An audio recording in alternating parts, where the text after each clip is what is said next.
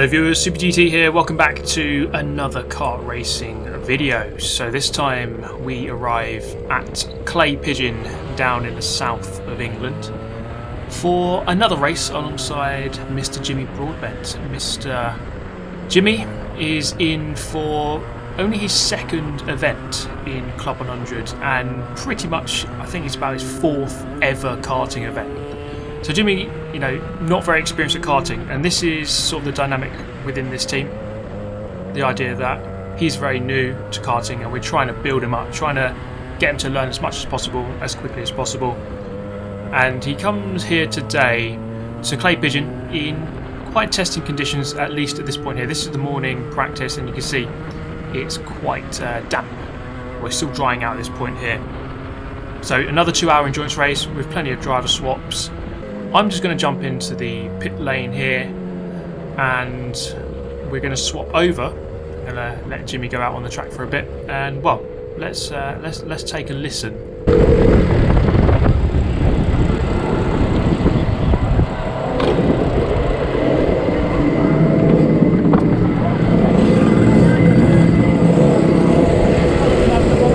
That pedal's alright now. Yeah. I think if we put it that side, because if you put it there, it goes underneath. Oh yeah, rattle it. So through the chicane, you can do it flat now. Yeah. But you just have to be really committed on the first curve. Just like really use that first curve. Okay. Right, second down as well, both of them. Okay. Both of them, yeah.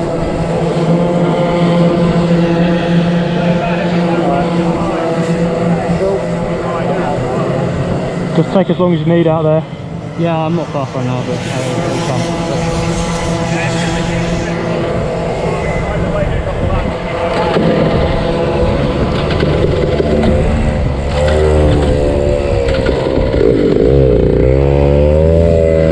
okay, just half a second faster. Check the flag. He got his fastest first when you go first to the last section. Right, here we are then. 30th on the grid, but plenty of room to make up. You're going to go for that podium today, right? Yeah, definitely, mate. Which punts them. Okay, if all is looking bad, I'll give you the signal. You start punting everyone off. Give the Ghanaian flag. And I'll know give the Ghanaian flag, yeah. Well, have a good one, mate. I'll see you. Also, first stop, about 15 minutes in, and then you're getting back in, and then second stop, we're swapping. Yep. Okay, so Jimmy did the qualifying and he's going to start the race. This is really good for his experience. He can do both of those. Qualified just 1 second away from pole position, but that put us 30th out of 34 in the grid. So you see how competitive it is. The race has started here. We are away. You see just how busy it is on this first lap. So Jimmy is just having to find his feet in the race, and actually he's gained a couple of positions at this point. As well, at the start there's only 4 people behind. About this point here, maybe 7 or 8 people behind. And he just keeps on the track there, so I think he got forced a little bit wide onto the curb. But this is really good experience for someone who's brand new to karting, and just getting in the thick of it, getting right into the race. And it's very easy to shy away from these kind of responsibilities. But then about 5 or 10 minutes into the race, there was this moment here. He just spun the kart around. And you see just how frustrated he is with himself as he smashes that steering wheel in shame. So a frustrating mistake for him, as he was going really well actually, nice and consistent pace, and he had a good pace with consistent laps, but then it's just this one mistake. After about 35 minutes it was time for me to go out. So just before I go out I always check my weight. You have to be over 85 kilograms. They can check you at any point. So just checking that I'm above the weight before I go out onto the track. And then we have our pit signal, which is not the communist flag. We changed over to Ghana. Shout out to all my Ghanaian fans out there. So we wave the signal and he's going to see that big bright flag. It's got all the colours on it and you can see it. So you're going to come in at the end of this lap. We do ideally need to get a team radio, which makes things a lot easier. Half the teams now pretty much have team radio. So into the pits he goes. I have to take that weight off. He weighs a little bit less than I do, so I have to take that off. I mean, I could drive with it, but then I'm just carrying extra weight around, which makes it slower. And then he passed me the fuel cap, and then as soon as that pipe comes out, you're going to start going. Now, we had a bit of a problem here. As you can see, the car isn't really starting. It had a bit of an issue with the battery, and this is something that I was going to come back to haunt just a little bit later in the race. But for now, that doesn't matter to me. All I got to do is just come out here and just go as quickly as possible. And you know what? I'm going to have a load of fun with this. Let's just go back and gain as many positions as we can.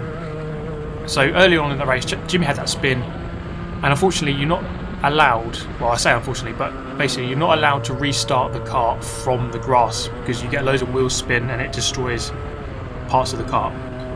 So Jimmy did that. He restarted from the grass, you get a penalty for it. So we had a black flag, a drive through essentially, and then that spin as well. So we were quite a way down the order. So for me now, it's just really a case of just trying to churn out as many quick laps as possible. It's really good practice, these endurance races, to get some consistent laps in. There's lots of traffic. There's 34 karts on the track, so you're normally always near someone, although at this point here I'm actually quite alone. But you can really get into it here and really get into a good stint, good rhythm, without getting interrupted. So something you might note is that I don't have the lap counter or the position counter. I felt like this one would be good just to have sort of a pure, I was going to say gameplay, then it's not a game, a pure sort of visual. So you're just seeing what I see. I don't have a HUD in my eye. I'm not the Terminator. So you're just going to see exactly what I see. Although the eyesight angle is not exactly the same as the camera angle, but you can just see things more purely like this. And this is really how I was seeing the race. It was just a case of have people in front of me, let's just catch up with them and overtake them, not worry about the lap count or the position count. We're not really thinking about that. We're just trying to overtake as many people as possible, or unlap yourself as many times as possible. So here we have a nice big group. This is maybe about 10-15 minutes into my stint. So a very big group. It's always interesting when you come up to a big group, just trying to plan how you're going to negotiate all of them. So at this point here, not quite close enough to go for the move. So through this long right-hander into the S's here, and you can take that flat out. So right onto the back of Simon Young, the gap is going to open up on the inside. The kart ahead of him didn't really commit to a move, although he does in the end. So I got the inside of him. Then you've got two karts side by side, so you kind of pick and choose which one is going to go through first, and I picked the one on the left because it was a left-hander. So I get another position there. Through the fast sweeping right into the top bend here. A very fast committed corner, and I go flying up the inside. So 3 overtakes very quickly on that lap. And then we go across the start line here. Billy's blind here, very fast sweeping left-hander, easily flat out. On the brakes, into the right-hander of turn 1 effectively. And then into the S's again. Try and take this flat out as smoothly as possible. Just trying to keep onto the tail of the car ahead. And that gives you a very good overtaking opportunity into the hairpin at the end of the straight, and we're going to get another position done there. Making the most of the curb on the outside, back over to the right hand side for the horseshoe. Apex number 1 is there, apex number 2 is there. Don't always have to hit the second one. It's really about just carrying the power through the corner, through that right hander, and then again into the top bend. Commit nice and early. I was a little bit wide of the apex that time. You can go all the way out to the curb, just to make sure you don't go 4 wheels beyond the line. And you're okay. Yellow flag through turn 1, just hand raised just to make sure that everyone behind knows that. So there was a car off on the left hand side, so you're not allowed to overtake. Once you're past though, you can overtake. So again, through the chicane, just going to tuck in as much as possible into the back of this car. Again, another yellow flag. Probably would have gone for the move there, but someone spun out, you're not allowed to overtake. So you have to stay behind. Instead, we're going to go wait a corner and go for it into this left-hander horseshoe. Just opens up there. And something I set myself, an objective for this race, was just try to do an overtake at every corner on the track. So the best overtaking opportunities are at the hairpin. This top bend here is a good one. And down into the first corner. There's a couple of corners which are corners, but they're just very difficult to overtake because they're just kind of this bit here. That's not. It is a corner, but it's very difficult to overtake on. So we might exclude that from the running. So up behind Mike Coppin now. He took a couple of looks behind, so you're always wary of that if they're checking to see if you're there. He goes defensive, so we're just gonna have to wait behind for this moment here. I'm not sure why he's going defensive because It's a long race, there's not much point in doing it, but I just send up the inside and just run wide just to make sure he backs out, and then we get the position done.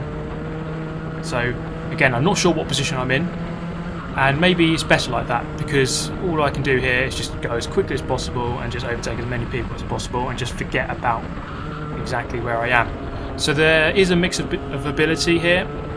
Sometimes you come across the back markers in awkward places, and we just caught up to this guy right on that chicane, and it's really a one-line part of the circuit, so you can't really go side by side through there. So I just had to hold off, wait, and then get the drive on the way out of the corner a little bit later on in the race. So this is just before my first pit stop.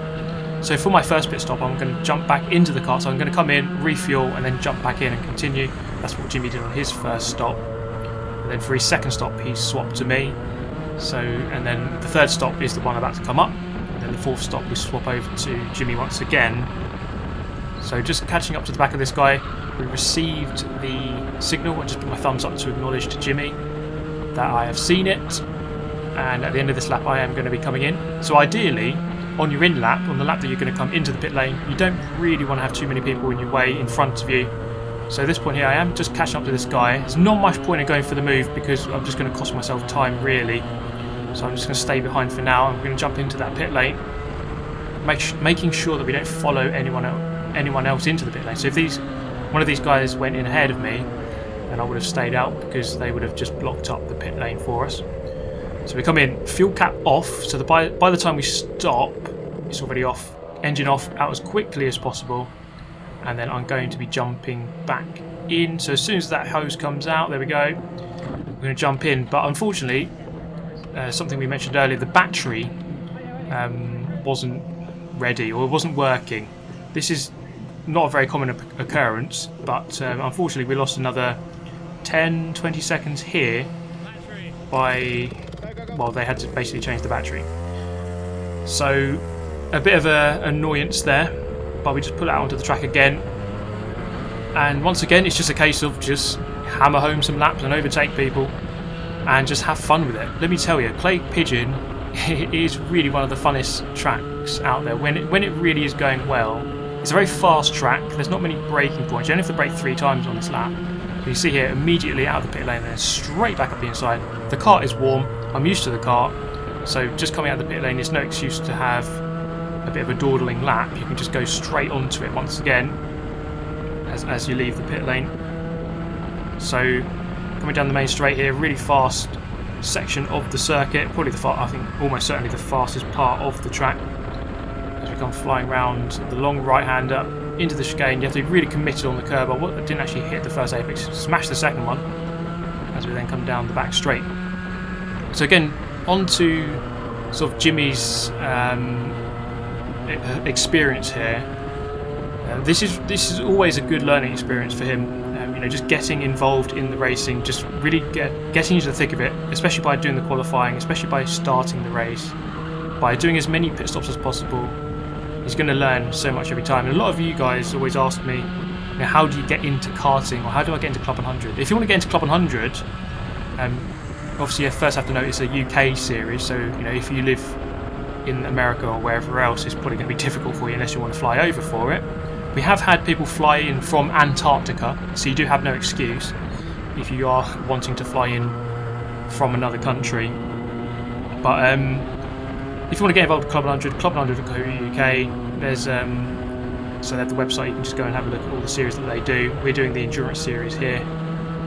If you want to get involved in karting in general, the thing I'd recommend is just going down to your local kart circuit. Just going, I don't know, on Google Maps, kart circuit near me. Just find out where your local track is. Head down there, give it a go, try it out, see what you can do, and then maybe move on from there. But always just give it a go at your local track, and then see if you like it or not, and then maybe progress up the ranks later on. But yeah, that's a commonly asked question. But basically just give it a go. Just try it out at your local track, as easy as close as it can be to where you live, I suppose, just to make it easier. Or if not, just fly around the whole world to do a Club 100 event and race against the likes of Jimmy Broadbent and Super GT. So we've gone past that guy again. I've got a bit of deja vu there because I think I overtook that same guy at that same corner earlier on in the race. So here, The limit was you had to keep, well, you couldn't go 4 wheels beyond that line. I couldn't quite tell if I was 4 wheels beyond that line there as I went past that back marker. The front wheels are thinner, well, the front of the car is thinner than the back of the car, so the back of the car might have just been on the line, in which case there would be no penalty. So there was a couple of incidents like that where I went really close to the track limit, but I would have said I was just inside. So this guy went really wide there, and it kind of opened up an awkward space, so I hit him accidentally, and then just let him go back, but then just savagely lunge him in the next corner anyway. So this is the thing about these races, you see again, definitely my front wheel's definitely beyond the line, but again the back wheel not sure because it is slightly wider, who knows. It's a bit like VAR in football, we need a review of that, and remember of course that the whole of the wheel has to go beyond the whole of the line.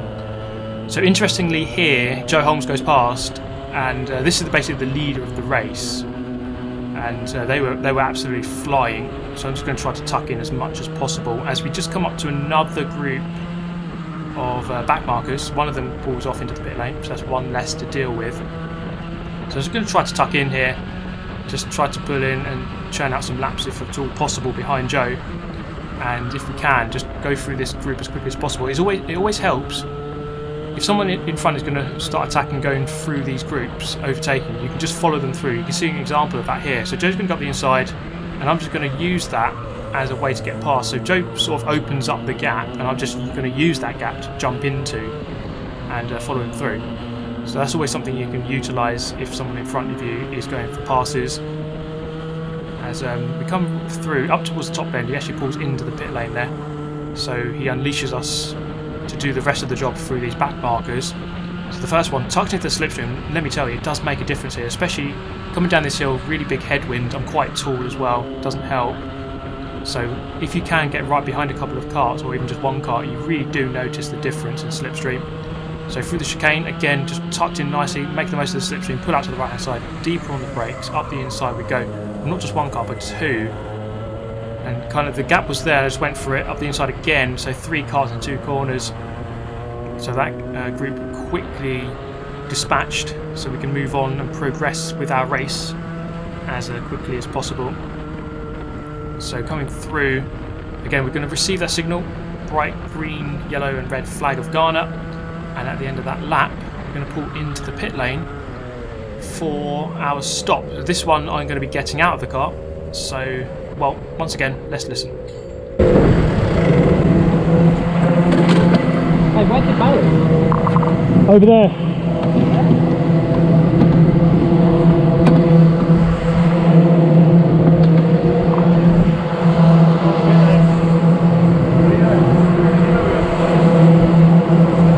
Oh no, hey!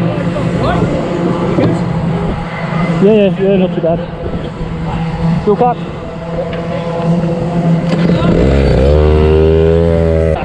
Watch those track limits there, mate. I could have called it 5 or 6 times. You're right on the right line. I was right on it. I felt like my back was still in. So you overtake a couple of people on the outside.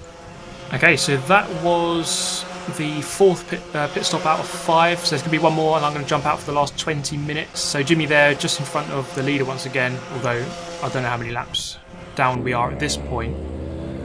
And so here we are then, ready for final stop, waving proudly the flag of Ghana. We are no longer fans of communism.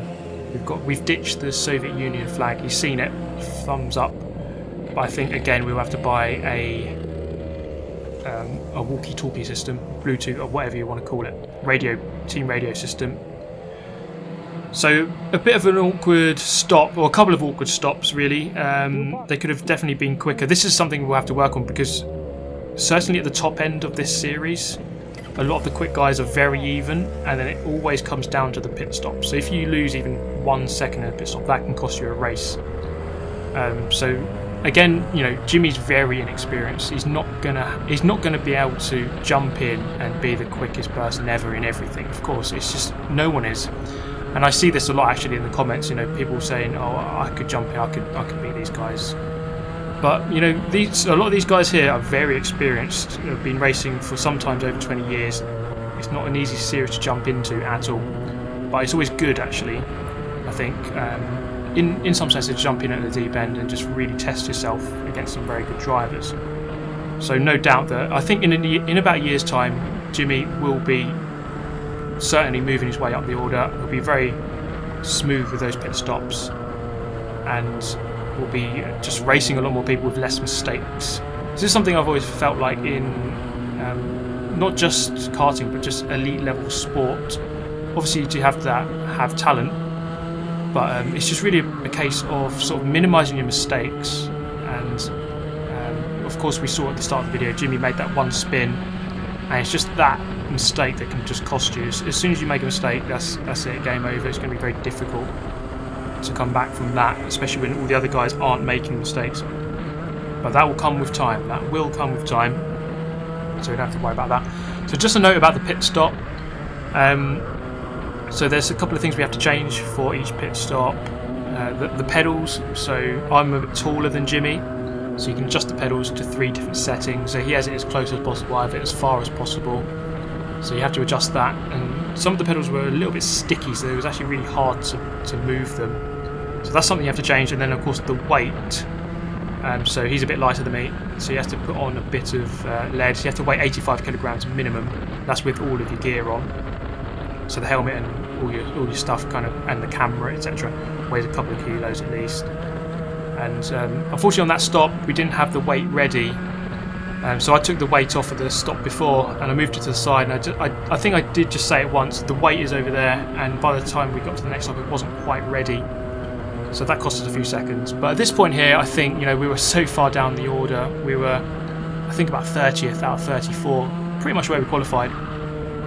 But it's just really a case of just getting as much seat time and experience as possible. And a lot of the time you learn more from the races which don't go so well. You learn a lot from those. So hopefully this will be a very, very good learning experience. So let's just go about tackling some more back markers. This was just the fun of it for me. This is just really good fun, as these guys just go way too deep, and that just opens up the inside. Moses effect once again. A lap later, so this guy has a wide run through that corner into the horseshoe. He's on my left. The only real option is to brake and cut back, or go around the outside. I get the outside. That gives me the inside for this corner. So we get that overtake done. Another 2 here. How are we going to negotiate these ones? So when you're in this situation here, you're kind of hoping the guy in the red would just go for the move and you can follow them through. And I think I was a little bit too far back to go for the move, so I just stayed behind. And I was going to go up the inside here, and I just backed out last second. That chicane there, we mentioned it earlier, it's single file through there. And that was going to be a very dangerous moment if I just kept my foot in. So I just decided to play it safe, back out for now, and we'll go for the move later on in the race. So we were 3 abreast going in there. That would have been a shadow realm entry for sure if I just kept my foot in. But eventually, well, I was going to say we would go for the move there, not quite, didn't feel quite close enough to go for it.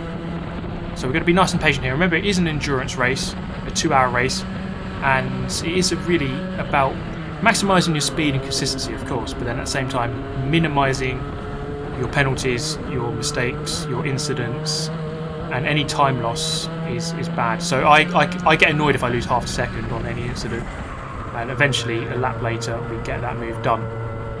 So just being patient on that occasion there. Another group of 3 karts here. So this is Greg Barnard. So we actually raced with him at the Wilton Mill race, so about a month ago. He points me through there, and this often happens, or sometimes happens in endurance races. People look behind, they see who you are, they think, okay, I'm not going to bother fighting you, I'll just let you go, and then I can follow you instead. So you can see how much time I was gaining through the entry of that final corner of the circuit. And it's Jack Goldsmith now, he's taking a look behind, and he too is going to point to the inside, and that just basically says, just pass me on that inside, because I'd rather just not fight you. So this happens sometimes, people just point you through, that's fine, you don't lose much time by doing that, you don't lose any time, it's better than having to go for an overtake, I suppose. And we come up to another group here, so a group of 2, I make it a group of 3 now I suppose.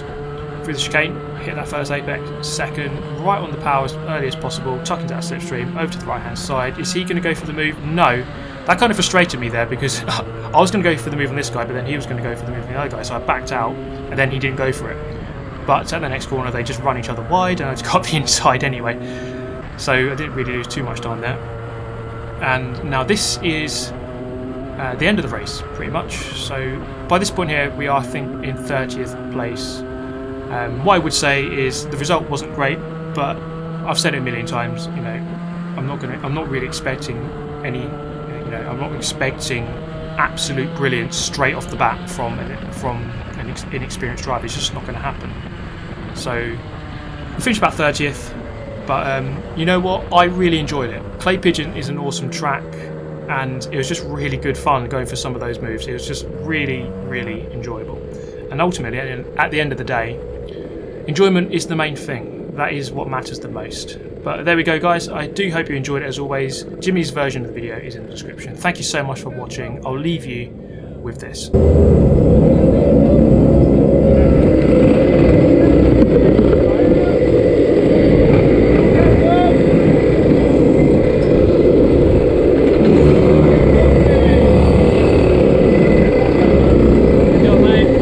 Good job. Well played. Sorry, I couldn't give you a better position in the end. Well, it was good fun out there. Yeah. That's the most important thing. Yeah, it was fun. And I think, ultimately learned something, which is kind of where I am right now. But at least you got to chase some people. It was good fun, let me tell you that. Like hunting people down at the end there and just savagely lunging everyone. Just like murdering people. Yeah. No, it's good fun. But it's just one of those difficult rounds, really. Sometimes you learn. Well, I think you learn more from the bad rounds. So Yeah, I think so. That battery was a bugger as well, wasn't it? yeah, that lost us a load of time. That happened to me in practice as well. 2 batteries in a weekend. So again, not the best result, but one we'll learn it was from. 7th in class in the end out of 10. Okay, So not last. not exactly not last. Yes.